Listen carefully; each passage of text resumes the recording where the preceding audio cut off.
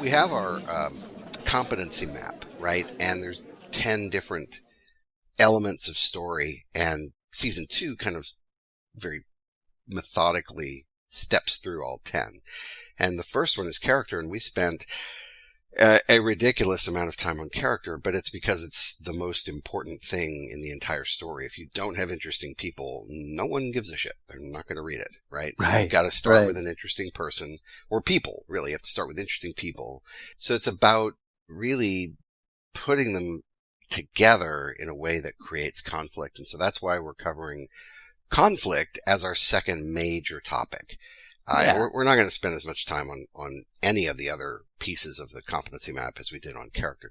I counted, we put 4 episodes into character. And I still don't think we fully covered it, right? But Oh, no, I don't think you never can. But, so you have good characters. Now it's about how do we create that conflict in the story. So I'll start by asking you.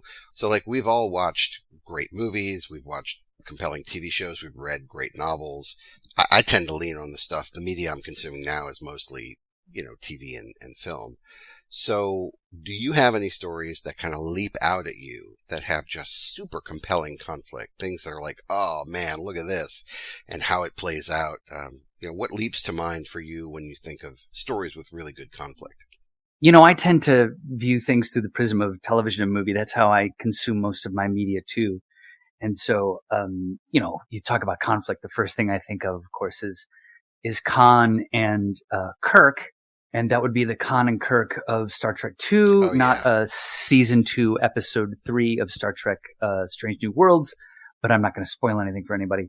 But I sort of surprise myself when I can think of a book or a literary piece of fiction. I think the conflict that is at the center of This Is How You Lose the Time War by Amal El Motar and Max Gladstone is a wonderful conflict. I absolutely love it. The person that lent this book to me and told me of its existence, I want to put their name on a gold plaque. It's 2 time traveling assassins who are leaving notes for each other throughout time. And the conflict is that they're supposed to kill each other because they're time traveling assassins and they're working for opposing governments. But they end up being in love with each other. And it's an amazing amount of conflict.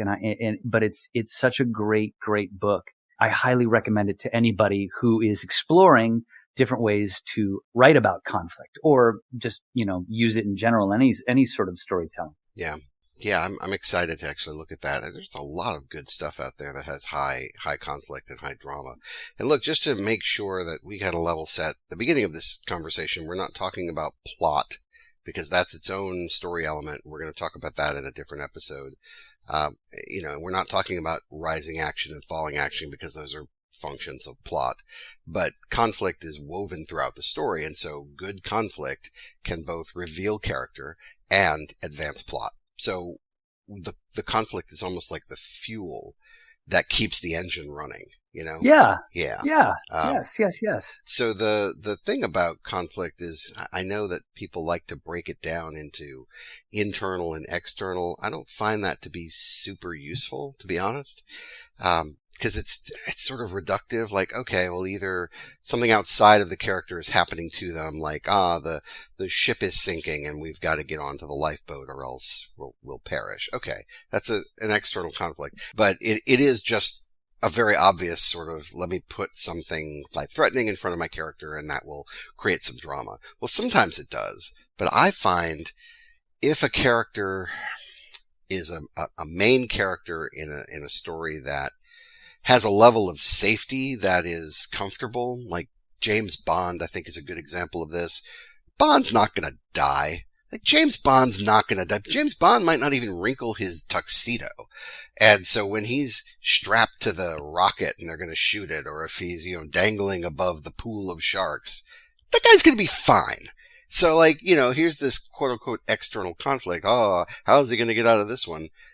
He is. So the delight of that story is just to see what wacky antics he pulls, what, goofy, thing that he kind of breaks out and uses the perfect tool at the exact moment. And that's why I love Austin Powers, International Man of Mystery, so much.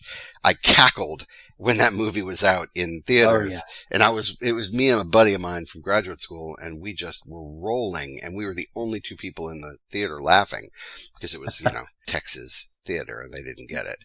But, they just didn't get it. Yeah, but I think you have to be kind of a certain kind of Bond fan to really appreciate that. And of course, the Oh yeah. sequels just leaned harder into the farcical nature of it, and it just didn't Yeah. work. That joke had already been told. Yes. And they kept telling that same joke for 2 more movies, and you're Yeah. like, okay, we got it. What's the next Yeah. joke? And they're like, we don't have a next joke. We don't know. And whatever Bonds started coming out after Austin Powers, they were like, we now have to kind of take a look at what we're doing with Bond and make sure that we're not Austin Powersing it, because, we've been made fun of. And obviously the idea of Bond not dying, I take it you haven't seen the latest Bond movie, I guess, about.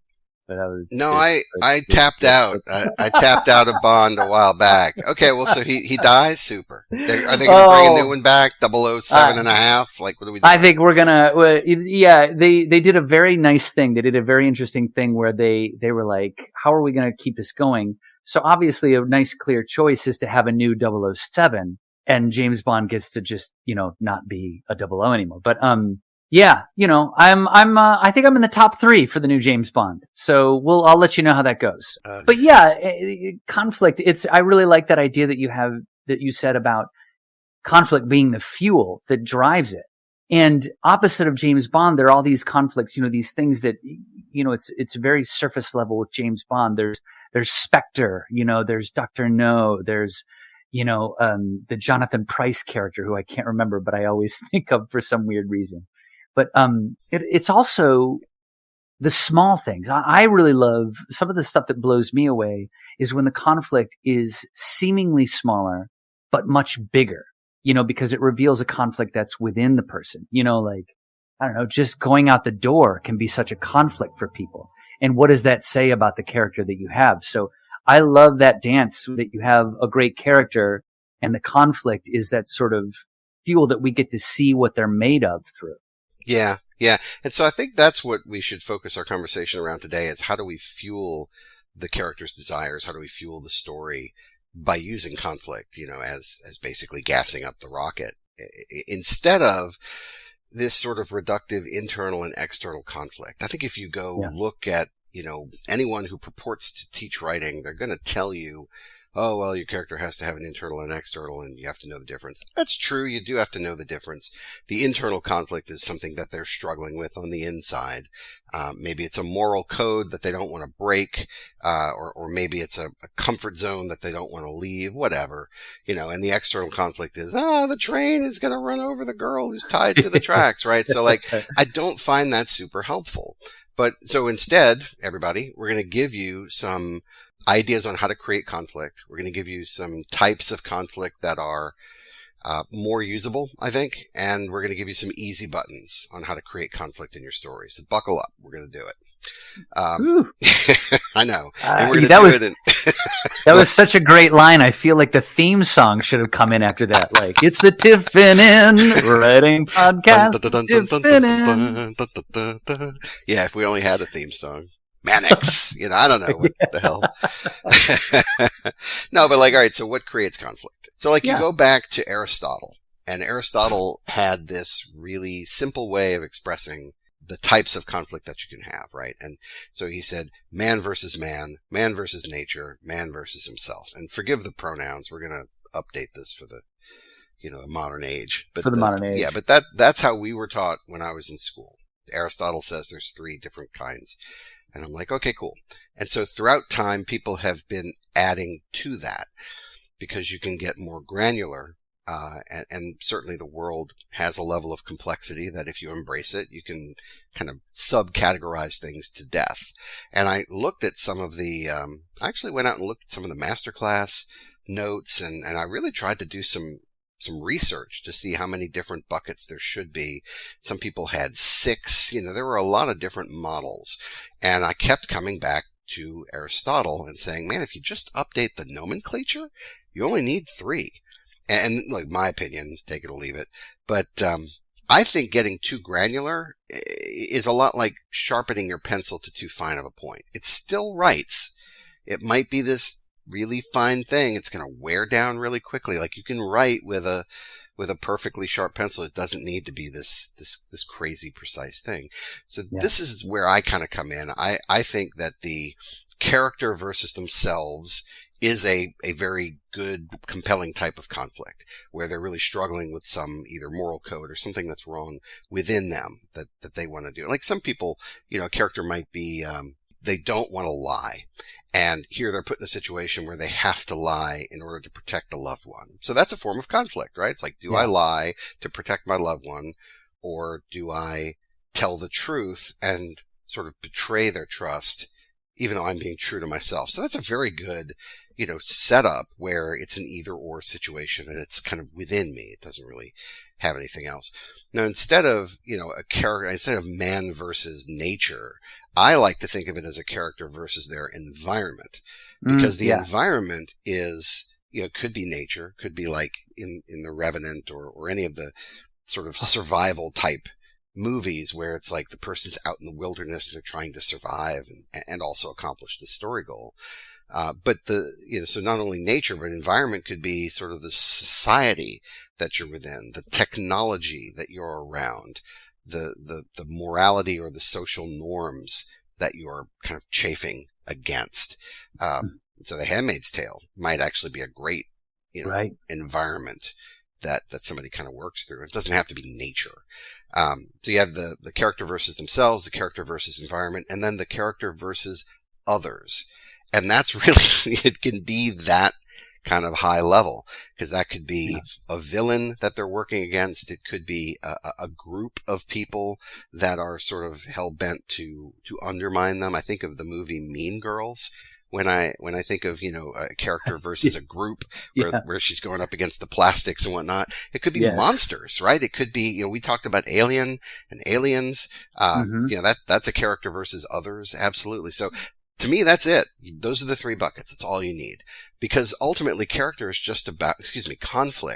is just about putting stuff in front of the character that they have to overcome in order to progress the story. And like, how many buckets do we really need, for the obstacles? Yeah. I mean, it just keeps it just simplifies it with those three, and updating that nomenclature. Yeah, I agree. I mean, it's, for the longest time, I used to say that the only sport that truly, truly was all three of those at once was NASCAR. And maybe I'll just sort of, I'll save you from having to explain all of that for you. But as a recovering NASCAR fan, it hits all three of those. But I'm not going to talk about it. I swear, I'm off NASCAR. It's over. It's over. A NASCAR-holic, is that what that is? Man, 17 years. Anyway. I remember, and that was a head scratcher, dude. Like, you were into it. And I'm like, okay, cool. Nothing against NASCAR fans. I just didn't understand the appeal. I guess I'm not a gearhead.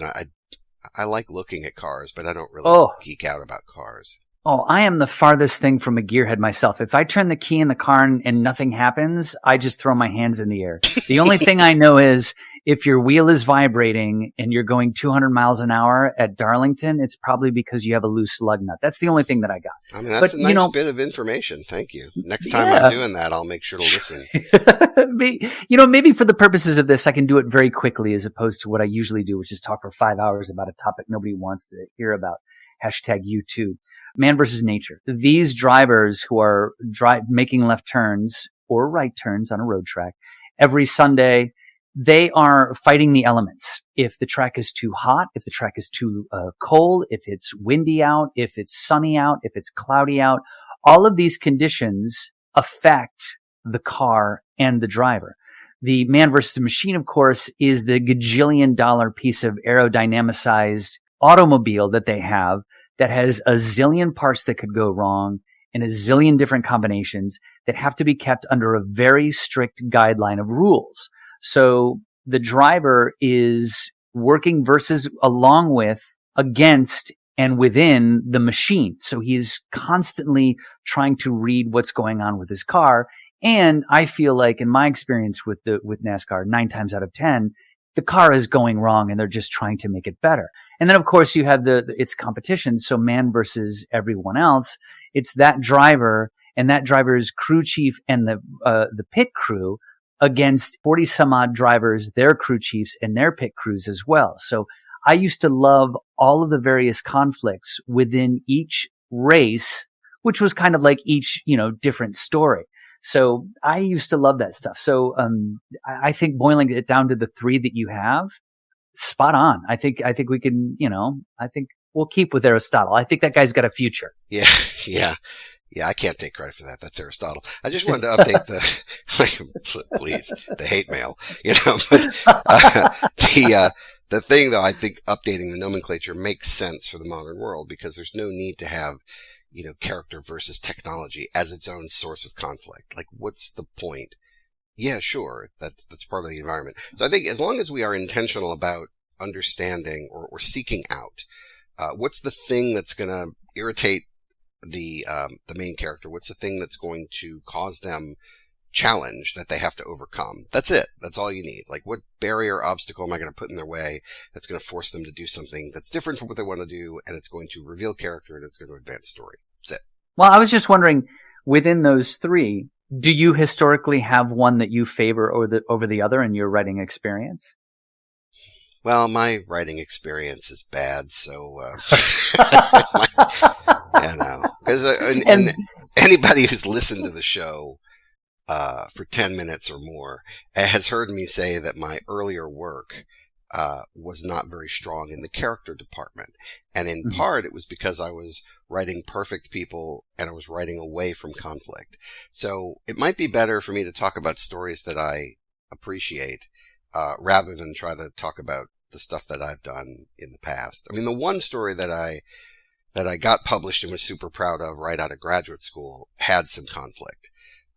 Because I imagined myself in the situation, and it was interesting when I had the character try to do something and it didn't work. And I'm like, oh, well, then they'll try this. Oh, then they'll do this. And at every point, they were getting sort of frustrated. And that's great. Yeah. Like, if the reader shouldn't be frustrated. I think that was my problem, is that more often than not in the work that didn't get published, I was frustrating the reader because they're like, what the hell is going on?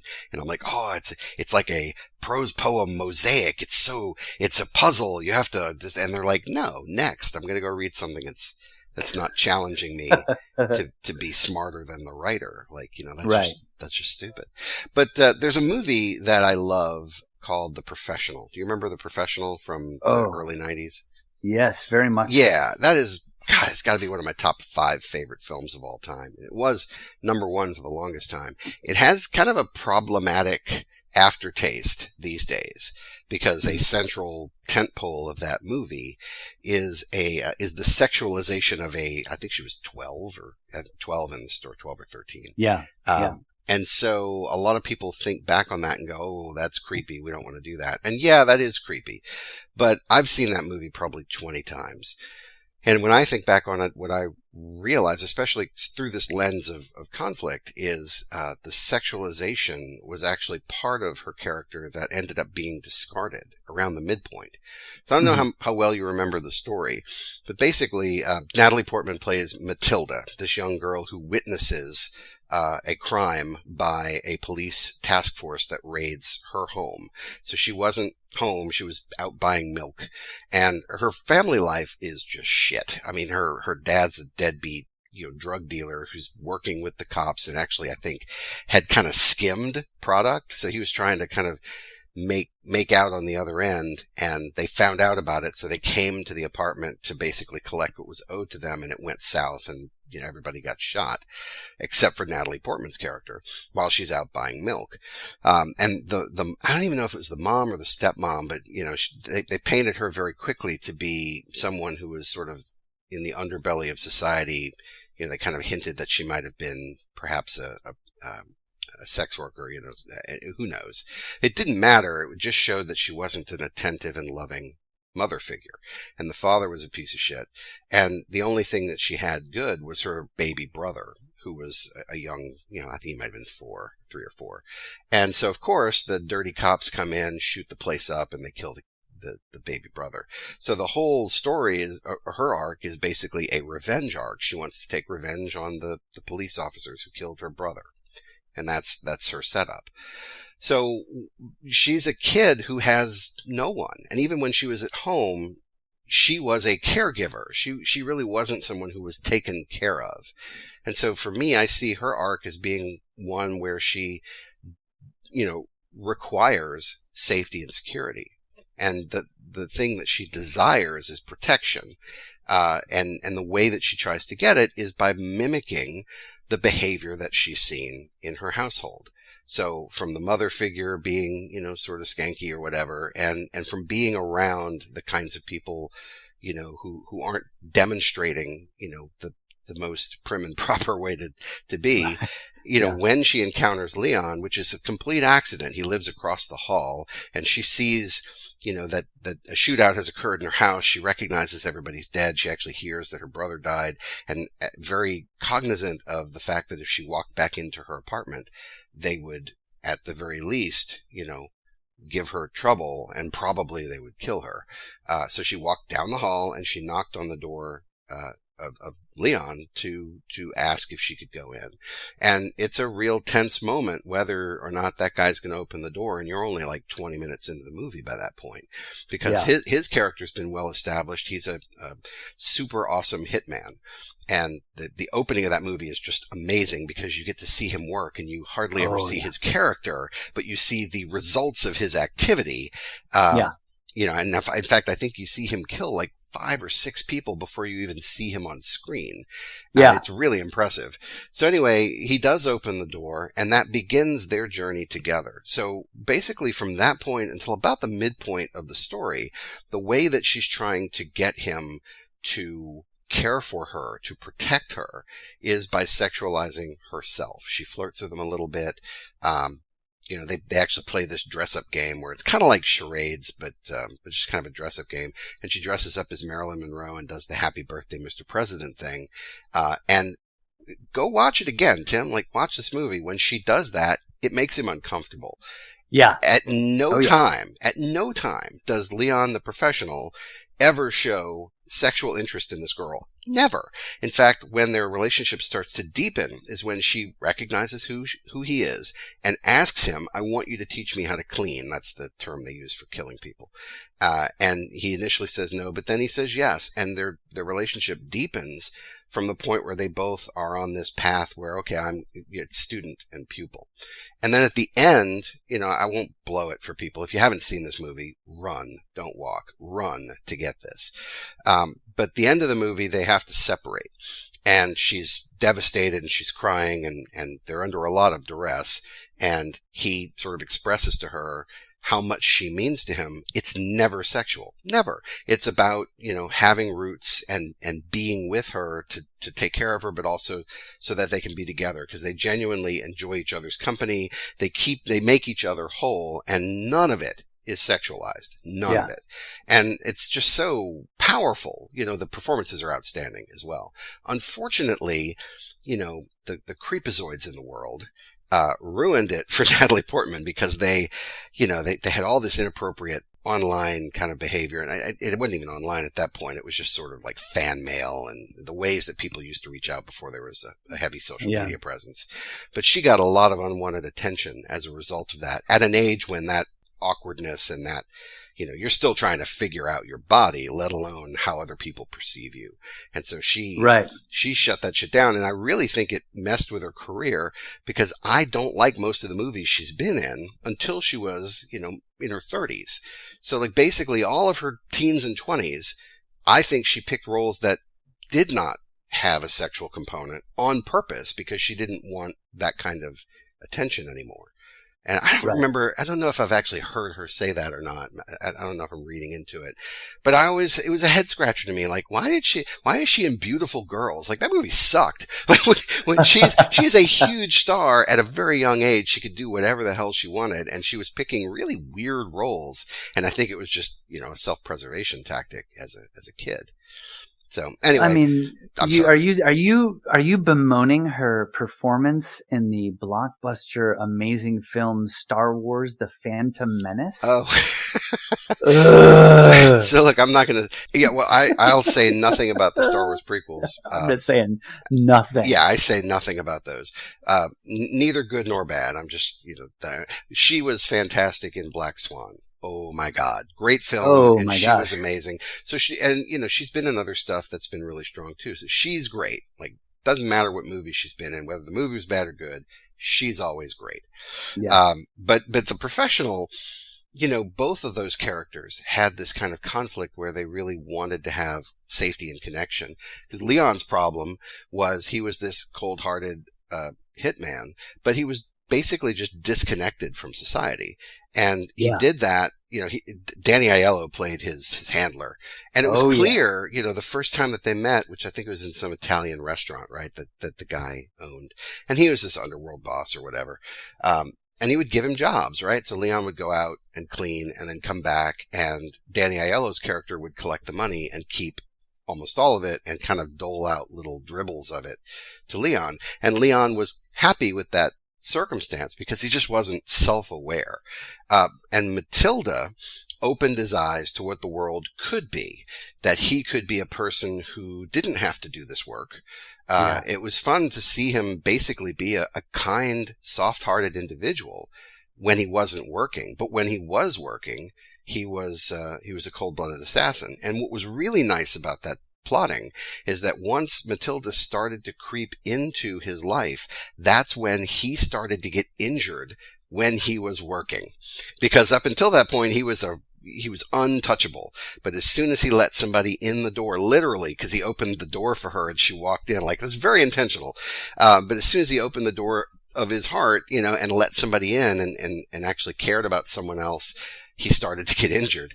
And it's such an amazing film. And I think it gets a bad rap because of the first third of it where they have a lot of, this flirting tension. And it's, I love Luc Besson, and, he wrote the film. I think he directed it as well. And, I love The Fifth Element that Luc Besson has done. And I really love some of his work. And I think that he does such a wonderful job with that pair, again, looking for that connection, like you said. And boy, he throws a huge obstacle in their path, which is another great performance by Gary Oldman. And I think that, talk about a great bad guy. Like, oh my gosh. Oh yeah, you are 100% right. He has a great line. And this is like when we come back to our stories and try to figure out, how do I convey a lot of context or subtext in a very small space? And it's not even his performance necessarily, it's the writing plus his performance that does this. So at a certain point, to avenge her brother, Matilda goes to the police precinct with weaponry and corners Gary Oldman in a bathroom, and wants to shoot him and kill him. And she loses her nerve, and he actually, overpowers her in a just with his force of his personality. She gets scared, because I don't think he actually touches her. Maybe he does, but he doesn't like grapple with her. That's not a thing. He just basically recognizes what she's there for. Because how did they do it? It was a special delivery. That's what it was called. It was special delivery. Right. It was, Yeah. And he asked what kind of food it was, Thai, perhaps. And it was, oh, no, I've got it. It's Italian food. Because he's identifying the group that wants to take him out. And because he's assuming that there's gang forces at work that are trying to exterminate him. So he's in the line of fire. And what he says to her is, what piece of shit did I do now? Right? Or did I do this time? Yeah. And it's like, oh my God, what he conveys with that. And of course he's amazing, but the writing is very strong there because what he's conveying is this has happened before in some form or fashion. This is not his first time out. And he quickly realizes that she's working on her own, that she's not working on behalf of this other thing.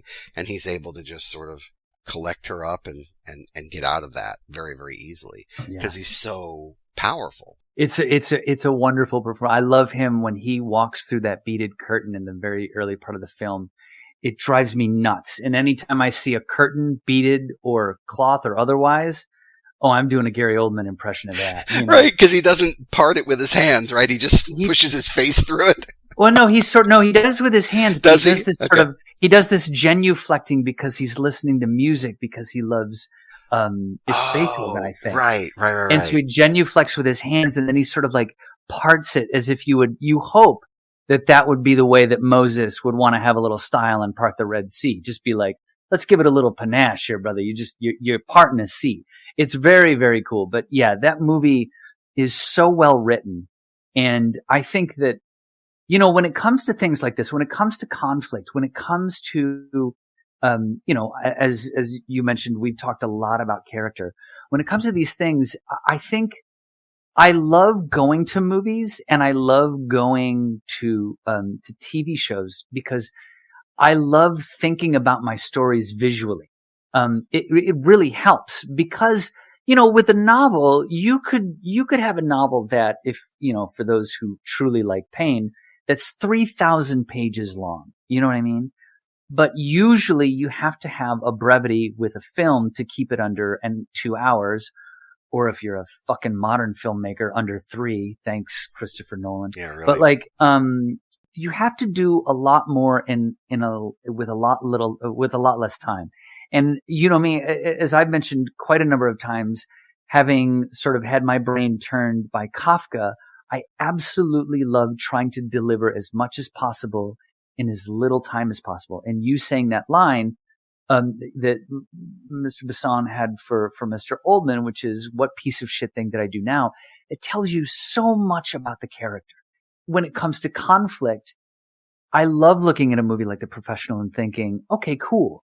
How can I steal from that? You know what I mean? I'm a huge Beastie Boys fan, as I've said before. How can I steal from this? What ideas can I steal from this to build the conflict better in my own story? Like, what are these elements, you know? There are components of storytelling that we're going to cover in depth.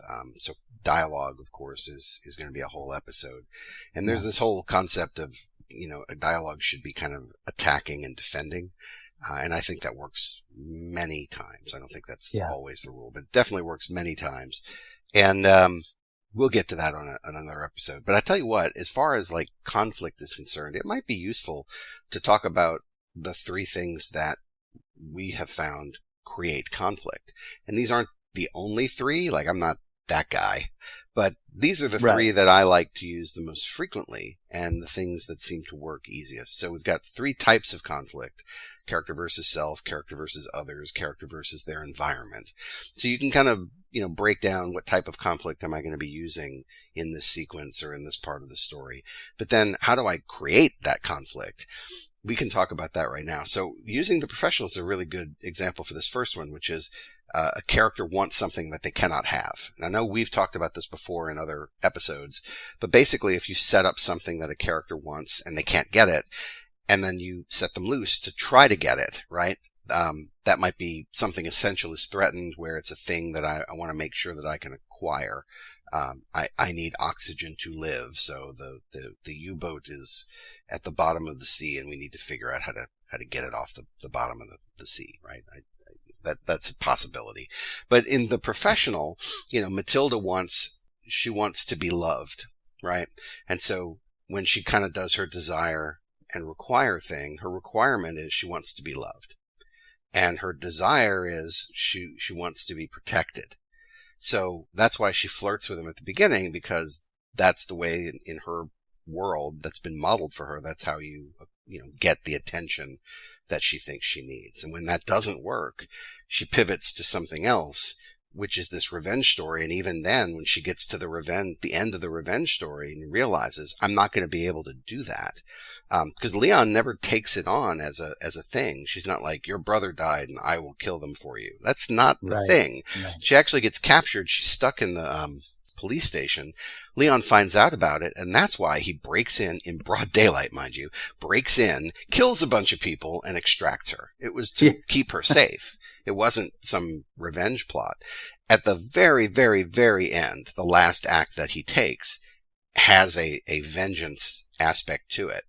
But it really is just the last possible thing that he can do. What his goal was to keep her safe and extract himself so that they could go be together and be safe and whole.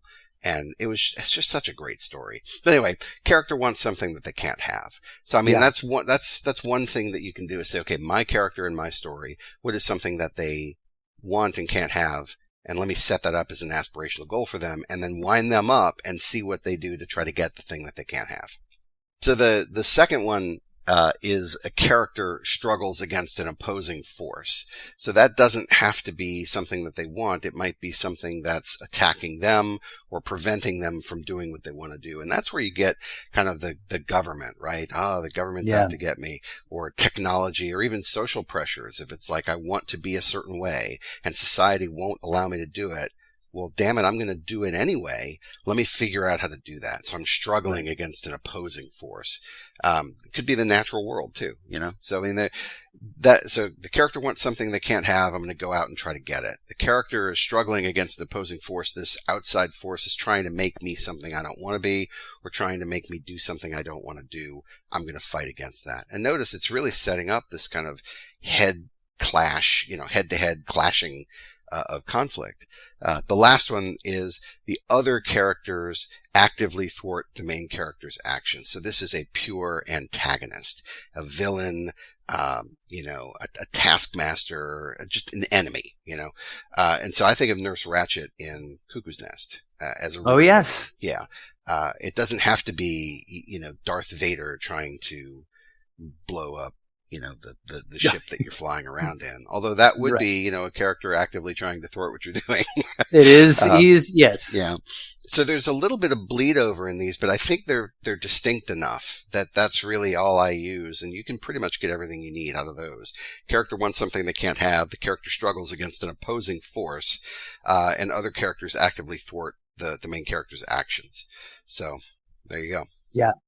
You talked about bleed over, and I love that. I think for me, when I'm starting on something longer, I tend to, it's improv terminology that I got from my improv upbringing, which is gossiping. In other words, I just start writing. I've got a character in mind. I just start writing. I start writing until I find the conflict, until I find what that is. And I think at the very beginning, I tend to pick one of these things, but I think a lot of the fun comes when you can start blending them together, I think I mentioned a long, long time ago that I wasn't writing for the very, very longest time. I had put myself in a weird headspace, and finally I wrote this movie script that I don't even want to look at a second time because it's probably so bad, but I essentially just had a main character. They're just a sort of law and order person. They, met this person who was not a law and order person. And I just had a whole script of those two people just kind of going at it. And I think what I would end up doing if I went back to it is seeing how much of I would have to explore the other two conflicts, because yes, I have that antagonizing force, but also to make it more interesting, I feel that I'm going to have that character is going to, want something that they cannot have. What is that? And then, the opposing force / I think I would what is the antagonist? Are they a part of an opposing force? Yeah, I love it. I think that those three are a lot of fun to play with. For me, I start with one when I find it and identify it, but then the real fun comes in editing and saying, how much can I blend them all together to make it more interesting and compelling? Yeah, no, you're absolutely right, because they don't stand alone in isolation. You're not going to pick one and go, okay, that's what my story's about. Opposing force. Like, look at The Truman Show. The Truman Show's a pretty darn good movie and a very good script. And so, what's something that Truman wants that he can't have? Well, he wants to leave the town, right? And he also wants to know the truth, ultimately. And I think the story reveals that to him. He is able to leave the town and he is able to learn the truth by the end of the story. And it's a very good arc. What's an opposing force that he's struggling against? Well, the entire world is built to contain him. It's a cage. And so all the people are actors and they're playing a part, and he's pushing against that as he's trying to discover what the truth is, as he's trying to figure out, why things are the way they are. It's keeping him in check. So that's another good source of conflict. And then the last one, where other characters are actively thwarting the main character's actions. Well, sure, all the townspeople, but really it's the Ed Harris character, the guy who plays God, Yeah. or whatever Yeah. his, the producer of the show. In fact, at the very end, it showcases how he's actively thwarting that, because Truman's in a boat and he like sends this giant storm, right? And tries to basically drown Truman, Right. into submission. So it's got all three, and it probably has more than that, but just off the top of my head, it's got all three. It blends them really well. And it's very satisfying when that character comes through all of that conflict on the other side, having learned, having grown, and having changed. That's very satisfying. Yeah. I think as a younger writer, I think I was more concerned about trying to do one of those three. Like I was like, yeah, but the rules tell me I have to do this, and now it's this. Or maybe it wasn't that I was worried that I was, blending them. It was laziness, that I didn't want to do the work to think through all three of them at the same time. So I think it really shows great talent and great writers that can do all three of them, but make it seem very simple. And I mean, that's the goal, right? As a writer, to make it really great, but make it seem simple. Yeah, well, you're right. I guarantee you none of those writers are able to do that on their first draft. Oh, of course. Yeah. And that's the gold of it, is that the writers who have some talent, but also a ton of perseverance and really a clear-eyed understanding of how much work it's going to take to get it to where it needs to be. Those are the people who are super successful and write Yeah. things that are worth reading. So yeah, I mean, if you're the kind of person who gets discouraged easily, I mean, turn this show off. Like, don't write, don't listen to us, unless you like the jokes. But, Yeah. we're in for the long haul. This is a tough mountain to climb, and it's trying to Yeah. kill you. This is a mountain Yes. that's trying to kill you. Yes. So you can do it. So let's talk about how to do it, right? So we've identified what we're trying to accomplish. We've got conflict as the fuel. We've got the three types of conflict. We even talked about three different ways to create it. Let's talk about applying it now. Okay, I'm a writer. Yes, Art, Tim, I agree with you both. This stuff sounds great. How in the world do I do that? Well, I have a couple of ideas. Three, actually. I have three ideas. But I'm sure there are more. What you don't want to do is you don't want to, like, I'll call it, paste it on like wallpaper. So like, oh, I need conflict here, so let me apply the conflict to the external, wall to make sure that the wall is pretty. Like, that doesn't work. It's got to be something that's intrinsically motivated by the character. And we talked about this in at least one, probably more, of our character episodes, where it's like the character really needs to drive the bus. The character needs to be in charge, because if I have a predetermined ending and I'm trying to steer the story towards that, there's a decent chance, there's probably a better than decent chance, that the characters are doing stuff that I don't want them to do, or that I haven't anticipated that they wanted to do. And I've got to be comfortable letting them do what they want to do, because all I'm doing is kind of placing the obstacles in front of them. So it's got to come out of the character. So don't just like apply conflict because you're like, oh, I have a shortage of conflict. Let me grab some off the shelf and pour it on. Right. Yeah. And that's the tricky thing to do. I think, again, we've just been talking about first draft versus last draft in a way. I think I have pasted it on like wallpaper, but realized later on I need to take it back. And that's something that I really enjoy doing, is trying to do the subtlety, the subtle move, the subtle wallpaper, the subtle painting of conflict. Yeah, I thought there was this one time I was in a screenwriting class at the University of New Orleans, and they had us write a scene. And of course, mine was a sci-fi scene on the bridge of a starship, because that's where things happen, man. Yeah. But this guy, he was the captain, and he was talking to somebody in the video. I mean, just imagine like Star Trek, the original series, because that's basically my childhood. Right. And it was a woman on the other end of the call, and they had some sort of relationship, and he was trying to kind of call back this particular moment in their lives when they were both sort of connected and happy, and clearly they were disconnected and not happy anymore. And so he says this kind of throwaway line, or line that doesn't really mean anything out of context, which is like, you always look great in blue. And the teacher sort of pointed that out and said, what does this mean? Like, what are we doing here? And so I explained tortuously exactly what I just told you. And he's like, yeah, you need to set that up. Like, that doesn't mean anything by itself. And I'm like, okay, cool. The fact that he did it in front of the entire class wasn't super helpful, but he was right, right? And so that's an example of pasting it on like wallpaper. Like, oh, I've heard other stories sort of have this cadence or this tone or this emotional resonance. I'll just apply it here because that's what I expect to be there anyway. And it's unearned and it's uninteresting. So as long as we're using our characters to create that conflict, I think we're always going to be safe. It's when the writer goes, must apply conflict here, right? 2 to 4 times daily and story will heal. Yes. Like, no, it's not medicine. It's just, it's where the rubber meets the road. But the other thing is we've got to be mean to our characters. We have to be. And you've said that before because you have that great Vonnegut quote. Yeah. Vonnegut was very big on like, we want to see what the character's made of. So, treat them like crap. Yeah. And that's the struggle, right? So if I make things too easy for my character, like here's a guy who really wants to, have a great meal. And so I'm like, oh, well, he just gets in the car and he drives to the restaurant and he orders it and they bring it to him and he eats it and it's delicious. Well, that's boring as fuck. Okay. So like, what kind of conflict can we provide there? Oh, well, maybe he's married and his partner doesn't want him to leave the house for some reason. Maybe they're in the middle of an argument and he's hungry.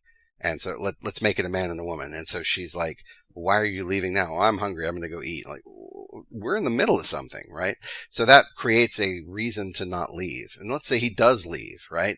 Well, now when he leaves, maybe the car has a flat tire, right? Ah, shit. Well, but he's hell bent on going, right? Because if he goes back inside, it shows that he's somehow caved and he can't cave, right? So he calls an Uber or a taxi or something. And then the person in the taxi, the driver, is somebody that he knows, right? That either he hates or who brings up something about, his relationship that he hates about himself. And now he's struggling with that. Like, you can go 100,000 ways with this, but basically we've taken a simple activity of, I'm going to go to a restaurant and get a meal. And we've placed barriers or obstacles in front of the character to create struggle. And the more they struggle, the sweeter that victory is going to be when they persevere and overcome the challenge. Yeah. I'm suddenly thinking of Scott Pilgrim versus the World. I'm not sure if you're, I love that movie. If you know that movie. Yeah. But I mean, there is a lot being thrown in Scott Pilgrim's way as he tries to achieve his goal, which is to, have a girlfriend. The more you know your character, and this has always been something that I have struggled with, I just sort of set up the situations and then place a name in there. But the more experience I get, I think what you were saying earlier about the character driving it, I think, the more that you know your character, that's what develops the conflict. And I'm not as big into, well, my character wanted to do this. I feel a little weird saying that. It's because it's like, well, I'm writing it, so I know what the character's doing. But I think when it comes to conflict, when it comes to writing the story, and to all of the elements that we're going to be talking about, I think the more you know your character in this specific instance, the more you'll know how the conflict affects them. And so I think that it's very important that those work hand in hand, that, you can't, you're right. You're plastering on saying, I'm going to do this right now for this conflict. Wallpapering it is very, very bad. But also, if you have an idea of how the character is going to react to these horrible situations that you give to them, the more compelling it is. Yeah. Yeah. So if we don't paste it on like wallpaper, it's going to arise from the character, and then we have to provide a lot of opportunity for that character to have stuff to overcome. So we have to be mean to them. And then the last one I wanted to mention is that you've got to create opportunities for your main character to fail. If you keep putting stuff in front of them and they overcome it, whether with the greatest of ease or with, some trouble, but they're always winning, the expectation is going to be that they're always winning, and it sort of undercuts the risk or the sense of something essential is threatened, and it makes it less interesting. We kind of revert back to that James Bond conversation we started with. Exactly. Yeah, which is like, I was just about to say that. Yeah, because like Sean Connery's version of Bond, there's no way that guy's not gonna like accomplish whatever the hell he wants to do. There's no way. Yeah. I think that, and I think that that's been the tonal shift with Daniel Craig. And actually, to be perfectly honest with you, I watched about 10 minutes just yesterday. I swear to you that this happened. Sometimes right before I go to bed, I just sort of go down the YouTube hole, but someone posted, one of the scenes from Never Say Never Again, which is a Bond movie, but not a Bond movie, Yeah. if you're aware of No, that. I remember that. Yeah, So and you that's can Sean go, Connery as an older guy. right. Yeah. And the thing that I like about that one that I think is missing from the earlier Bonds is that Sean Connery as an older Bond is vulnerable. He's got too much booze, too much rich food, too many, as that movie's version of M says, too many free radicals. So he is vulnerable because he's old and out of shape. And I think the movie really, really sort of plays on that idea that Bond is getting older, something that we all, kind of have to deal with. And I think that that's what's very interesting about the Bond right now, is that it's not always a given. We know that for the franchise to move forward, Daniel Craig is going to survive at the end of the film. Going to leave a big pause in there for those of you that haven't seen No Time to Die. But we know that he's going to survive, but the struggles to get there are not just the gimmick lever that the bad guy pulls that drops him into into a pit of snakes or whatever the hell they got going on. But it's more emotional and mental as well. And I think that that's what really makes it compelling. Yeah. Yeah. Does he fail at all throughout the movie? Like things that he tries, especially in the first 2/3 of it. Typically, they're not going to fail in the last third. But does he try to do stuff and it doesn't work out?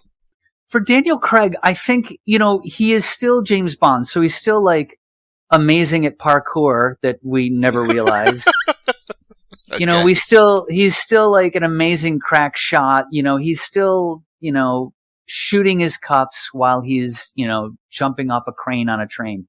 But I think emotionally and mentally, James Bond is challenged in ways that he wasn't in the Ian Fleming era of James Bond. Because, if you read a James Bond book, Ian Fleming was a sexist, misogynist, racist. Like, those books are not good. Yeah. You know what I mean? Yeah. They're just like adventure books, but adventure books done by a drunk. Like, come at me, Ian Fleming fans. Come at me. But and so, yes, of course, he wins the day. He wins the girl. He wins this, that, and the third. But with these newer iterations of James Bond, I think we've been really asking ourselves, like, he was perfect. He was a Superman of secret agents. But the trials and tribulations that he has are much more emotional conflict. There's much more mental conflict for Bond in the Daniel Craig era that was never there. It was always, I shot the bad guy right where he needed to get shot. I might have gotten caught by the bad guy, but I got out of it because of a Q thing. You know what I mean? But physically, he always sort of triumphs. Hashtag parkour. Yeah, well, if you phrase it, the three types of conflict, you have Bond versus Bond, right? Yeah, Bond versus enemies, and then Bond versus Shark Tank. Right? I'm just really excited for the next James Bond in the multiverse, where he meets all of the James Bonds. Yes. Every Bond, everywhere, all at once. Oh, man. So, but yeah, when we talk about creating opportunities for the main character to fail, I think that's really important to demonstrate how they learn and how they grow. And using James Bond as an example might be doing us a disservice when we're talking about conflict, because the whole point of that character, like you just said, for like 40 or 50 years was that he did not learn and he did not grow. Like he just shot the bad guys and he decoded, the mystery that allowed him to stop the nefarious plan. So it was all external. So, and those stories worked fine as pure external fantasy. Great. But I think storytellers now, and certainly the things that we want to write, have both an internal and an external component to them. So it's not just about Bond kind of, Yeah, or about Triumphing. yeah, kind of a story where you just sort of get one over on the bad guys. We're trying to tell stories that have a little more depth and complexity to them. So yeah, Yeah. those are the three things as far as applying conflict that you can kind of take off the shelf and try to do those pretty quickly. Don't paste it on like wallpaper. It has to come out of the characters. Be mean to the characters. Put obstacles in their way so that you can see them struggle, and that way they'll have something to kind of use as a learning opportunity, but then also creating opportunities for your main character to fail so that they can grow from that failure, and it's more interesting that way anyway. Yeah. Yeah.